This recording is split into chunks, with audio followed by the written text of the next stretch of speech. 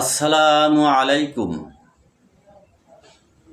ফরজ নামাজের পর ইমামের সাথে হাত তুলে মোনাজাত করা বেদাত নাকি জায়েজ নাকি উত্তম, কোনটা?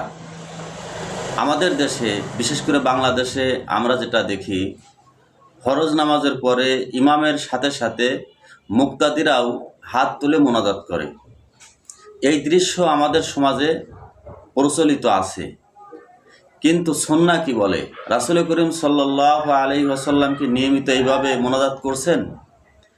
তিনি কি করেছেন বা সাহাবাদেরকে কিভাবে শিক্ষা দিয়েছেন?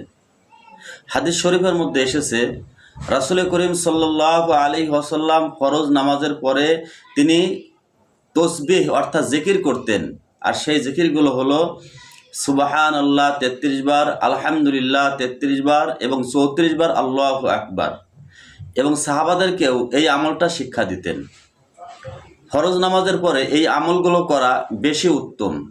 আপনি এই তাসবিহগুলো পড়ার পরে একা একা আল্লাহর কাছে কায় মনোবাক্যে দোয়া করতে পারেন, মোনাজাত করতে পারেন। ফরজ নামাজের পরে ইমামের সাথে আমরা যেভাবে হাত তুলে মোনাজাত করি, এটা নিয়মিতভাবে না করাই ভালো। কারণ এই সুন্নাহ আমলগুলো আমাদের থেকে ছুটে যাচ্ছে।